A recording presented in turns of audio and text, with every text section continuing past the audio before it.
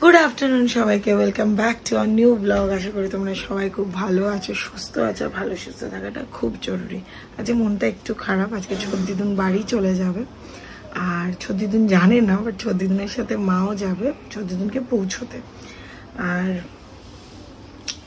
এই বাড়িতে আমি বলছিলাম না ছদ্দিদুন থাকবে, বেশ একটা বাড়ির পরিবেশটা অন্যরকম থাকবে, বেশ কেউ একটা এলে একটা কথাবার্তা, আড্ডা, আনন্দ সবকিছু। এর মাঝখানে আমি আর শুভম নিজের কাজেও বেরিয়েছি, সবকিছুই করেছি, বাট তাও যে ছদ্দিদুন আছে রাত্রিবেলা একটা গল্প হবে।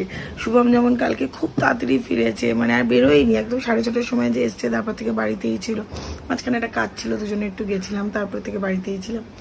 মানে এই আনন্দটা, এটা তো যাই হোক। ছদ্দিদুন আজকে যাচ্ছে, আবার বলেছে আসবে, আমরা যাব। আর বর্ধমান গেলে তো শুধু ছদ্দিদুনের বাড়ি না, তোমাদেরও অনেকের সাথেই দেখা হয়। পিতৃষের বাড়ি আছে ওখানে। তো সবকিছু মিলিয়ে ঝুলিয়ে আজকে মনটা অনেকটা খারাপ।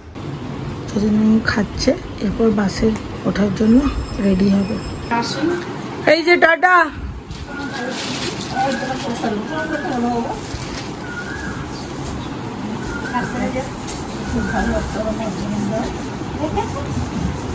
ছদ্দিদুন সোনাইকে আশীর্বাদ করেছে, নাচ জামাই। সোনাই কি খুশি হয়েছে? সোনাই এটা খুব ভালো একটা, কি জানো তোর বড় মা, ওর বড় মা কি জামাই হবে? ঠাকুর জামাই, নন্দাই। ওই যে সেই ঠাকুর জামাই এলো বাড়িতে। ব্যাকগ্রাউন্ড। ছদ্দিদুন চলে গেল, আমরা যাব কিছুক্ষণ পর বাসে তুলতে। এখন ছদ্দিদুন গেল দিদুনের বাড়ি, মানে মামুনদের বাড়ি। তো আমরা যাব, আমি আর সোনাই খেয়ে দিয়ে তারপরে যাবো বাসে তুলতে। অ্যাকচুয়ালি আজকে আমার ওই বাড়ি যাওয়ার কথা ছিল, কালকে আমার বাবার মৃত্যুদিন। তো আমি কালকে সকালেই যাব, কারণ মা আজকে ছদ্দিদুনকে যেহেতু পৌঁছাতে যাবে, মা কালকে ফিরে আসবে, আমি কালকে সকাল সকাল ওই বাড়ি চলে যাবো। এই হলো আপাতত আপডেট। তো বাড়ি থেকে চলে গেলে আমার খুব মন খারাপ লাগে। আমি বললাম ছদ্দিদুন যাবো, আর ছদ্দিদুনের ওখানে যাবোই, মানে বর্ধমানে যাবোই। তোমরা হয়তো সবাই বর্ধমানটা দেখে, আমার খুব ভালো লাগে ওই জায়গাটা। আমি 2-3 বারই গেছি, সুন্দর লেগেছে, খুব একটা সাজানো শহর লাগে আমার। Good afternoon, welcome to Shubhrij family. চলে টাটকা ব্লগ নিয়ে, আশা করি সবাই ভালো আছো এবং সুস্থ আছো। আমি তো বেরিয়ে গেছি, সাথে মা আর ছোট দিদাকে মা বাড়িতে নামিয়ে দিলাম। মা বাড়িতে নামিয়ে দিয়ে ওরা বেরিয়ে যাচ্ছে। আজকে ছোট দিদা বাড়ি চলে যাচ্ছে, তো মাও নামাতে যাচ্ছে বর্ধমানে। তো মা বললো আমি যখন নামাতেই যাচ্ছি একটা দিন থেকে আসি, তো মা ওখানে একদিন থেকে কালকে আসবে। আমরা তো আগেই বেরিয়েছে, আগেই বেরিয়ে ওই বাড়ি গেছে, আবার ওই বাড়ি থেকে বেরোচ্ছে। ওদিকে পুচকি আবার কান্নাকাটি করছে, ও যাবে বাস স্ট্যান্ড অব্দি। আমি আর সোনাই যাচ্ছি বাস স্ট্যান্ড অব্দি, আবার আমাদের সাথে বাস স্ট্যান্ড থেকে ফিরবি।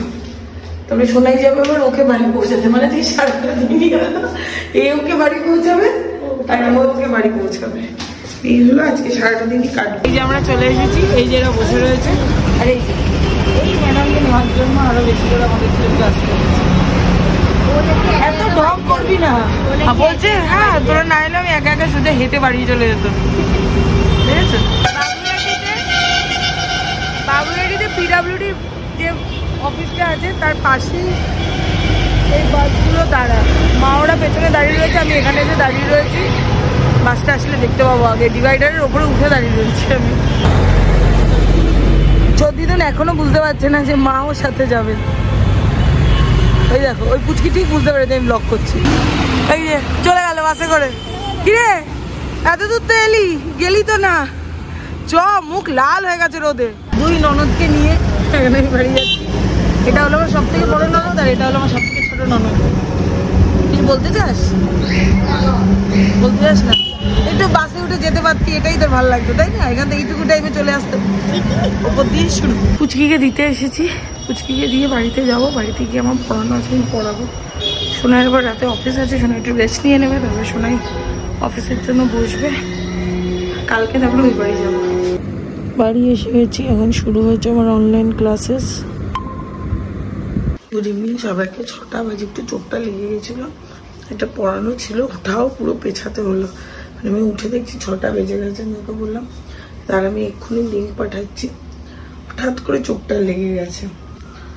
আর মা ছদ্দিদুন ওখানে পৌঁছে গেছে। অ্যাকচুয়ালি ছদ্দিদুন আজকে জানতো না যে মা ছদ্দিদুনের সাথে যাবে। ছদ্দিদুন বলছে, ভাবছি ছদ্দিদুন একাই যাবে, একটু ভয়ও পাচ্ছিল। তখন মা বলছে কিছু বলবি না, তোর টিকিটটা কাট, দেন আমি দেখছি। টিকিটটা কাটার পরে তারপরে তো মা গেল। সত্যিদিন যখন বাসে উঠেছে তখনও ভাবছে মা নেমে যাবে। এবার যখন মা বসেছে তার আগে আমি বলেছি মা যদি দেখো নামতেও না পারে, মা এয়ারপোর্ট অব্দি যাবে তারপরে নেমে যাবে। তারপরে গিয়ে যখন মা বলেছে, বলছে ও তাই তুই 2টো সিট নাম্বার বলছিলি। যাই হোক, যতদিন গেছে এবার এখন ওদের ওখানে খুব মজা হবে। আমি একটা নর্মাল বিস্কিট খাচ্ছি, ওটস বিস্কিট আর না, আজকে একটু নর্মাল একটা বিস্কিট খাচ্ছি। আর গলাটা না হঠাৎ করে দেখছি খুসখুস খুসখুস করছে, কেন করছে বুঝতে পারছি না। রোদের মধ্যে বেরিয়েছিলাম, এসে একটু জল খেয়েছি, তখন ঠান্ডা জল না বাট খেয়েছি, তখন হয়তো ঠান্ডাটা লেগে গেছে। চাটা বেশ অনেকটা নিয়েছি, চায়ের সাথে নিয়েছি এই চিড়েটা। এটা চিড়ে বেশ ভালো, অল্প নুন দেওয়া, বাট কোনো রকম কোনো কিছু দেওয়া না। এটা ডায়েট চিড়ে তো বললো, এনেছি। আমি যে ফার্স্ট খাচ্ছি, এটাকে মনে হয় সোনাই খেয়েছিল, ভালোই খেতে। ওদিকে মা ফোন করলো যে একদম বাড়ি অবধি পৌঁছে গেছে ওরা। আমি দেখলাম আজকে বাসটা, আমি একটু বাসটাতে উঠেও ছিলাম, আমি দেখলাম তখন ব্লক করার কথা মনে হচ্ছে। ওরা বাসগুলো বেশ ভালো, আমরা গাড়িতে যাই ঠিকই, আর শুভম অতটা চালাবে, কষ্টও হয় ওর, কিন্তু বাসেও যাওয়া যায়, ভালো, বেশ কমফোর্টেবল। সবকিছু ঠিক ছিল, হঠাৎ করে সন্ধ্যেবেলা কারেন্ট অফ হয়ে গেল। সোনায়ের 9টা থেকে অফিস আছে, আমরা শুভমের একটু বেরোনোর ছিল, সব কিছু শেষ। আজকে আমি আমার স্টুডেন্টগুলোকে সব আগে আগে পড়িয়ে রেখেছি, কারণ অনেক সময় সন্ধ্যাবেলায় এই টাইমটা খুব কারেন্ট যায়, সেই কারণে কি জানি আমার প্রেডিকশন এত ঠিক হয়ে যায় কোনোদিন আমি বুঝতে পারি। তুই কোথায় বসে গেলে, ঝুড়ি রাখা ঝুড়ির মধ্যেও বসছে, কি অবস্থা। কখন আসবে এদিকে আবার সবার যায়নি কারেন্ট, জাস্ট আমাদের এখানে 3-4টে বাড়িতে কারেন্ট গেছে। বলছে যে মুখে নাকি কোথায় একটা আগুন ধরেছে, কি জানি কি হয়েছে, আর এই গরম পড়লো আর এই কারেন্ট যাওয়া শুরু হলো। কি রে তোদের এদিকে নাকি কারেন্ট যায় না? হ্যাঁ, তোদের এদিকে নাকি কারেন্ট যায় না? যায় তো খুব। হ্যাঁ, সেই বল, বাগুইটির ওই পারে এখন কারেন্ট যায় না, বুঝলি তো? বাগুইটির পর রাস্তাঘাট আগে ঠিক হোক, তারপর বাজে কথা বলিস না, ঠিক আছে? ওখানকার একটা ভালো মানুষের সাথে সারাদিন পড়ে থাকিস তুই। হ্যাঁ, আমি প্রায় বাড়ির কাছাকাছি চলে এসেছি, তখন রিমা ফোন করে আমাকে বলছে যে বাড়িতে কারেন্ট নেই। এখন কারেন্ট যায়, এখন চুপ করে আবার চলে আসে। তারপরে এই সেই মোড়ের মাথা থেকে ঢোকার সময় দেখি এখানে কোথায় একটা ট্রান্সফর্মার বাস্ট করেছে নাকি, হয়ে গেল। আজকে পুরোই মানে সন্ধ্যে রাত অব্দি, এখন কখন কারেন্ট আসবে জানি না, তার মধ্যে অন্ধকারে বসে আছি। ওর অফিস আছে 9টা থেকেও, এখন চিন্তা করছি কি করবো, 9টার মধ্যে কিন্তু কারেন্ট আসবে না। আগে আমরা একদিন একটা ক্যাফেতে খেয়েছিলাম সবাই মিলে, ছোট্ট একটা ক্যাফে, ব্লগে দেখিয়েছিলাম, সেইটাতেও কফি খাবে বলে আমাকে এত দূর টেনে নিয়ে এলো, খুঁজে খুঁজে পেতে বললাম খেয়াল রাখি না, আমি বেরিয়ে যাচ্ছিলাম, আমিই চালালাম, আমিই খেয়াল রাখলাম। ক্যাফে এইখানে আসার জন্য ওর এত অস্থির। 9:30টার সময় কফি খেতে এসেছি। কফি না, সেখানে তো চা খাচ্ছি। তারপরে কি দেখি, ভেতর থেকে বাইরে চলে এসেছি, ভেতরে একটা আরশোলা, আর আরশোলাটা উঠছে রীতিমতো। ওদেরও কিছু করার নেই, সব জন্তু জানোয়ারগুলো কোথা থেকে চলে এসে। আরশোলা জন্তু জানোয়ার, পতঙ্গ মেনশন করি না, যাই হোক কোথা থেকে চলে এসছে। আমি এখন ভীষণ আতঙ্কে রয়েছে। শুভমকে বলছি চল চলে যাই, শুভম বলছে না, যা অর্ডার করে চলে যাবো। এরবার যখন এসেছিলাম ভিতরে বসেছিলাম, তো এখন ওই ককরোচের জন্য আমরা বাইরে এসে বসেছিলাম। তো বাইরেটা মোটামুটি খারাপ না, বেশ ভালো পরিবেশ, গরমকালটার জন্য একটু প্যাচপ্যাচে লাগে, বাট ঠিক আছে। বাইরে এত সুন্দর হাওয়া বইতে, এত সুন্দর ফ্যানও দিয়ে দিয়েছে এই যেখানে।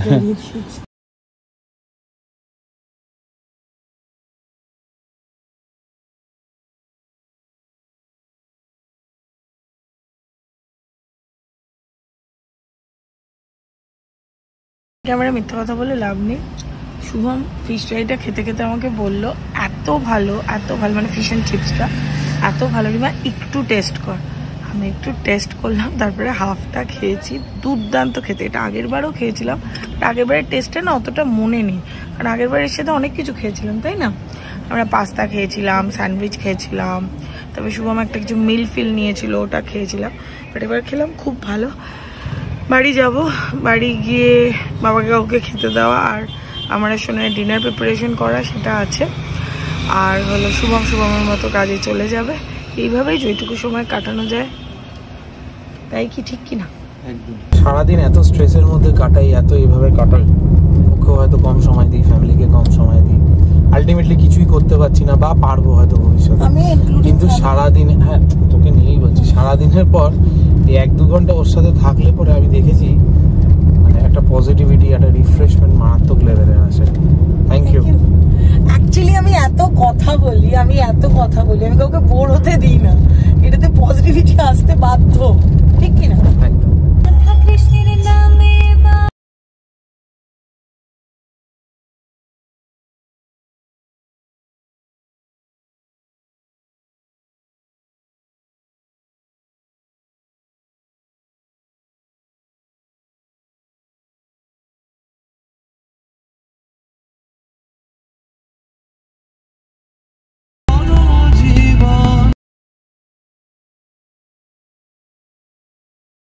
বাড়িতে ফিরলাম, বাড়িতে ফেরার পর টুকটাক যা কাজ ছিল, নিজেদের ডিনারটা রেডি করার ছিল, এইসব করে ঠোরে এখন একটুখানি বসবো।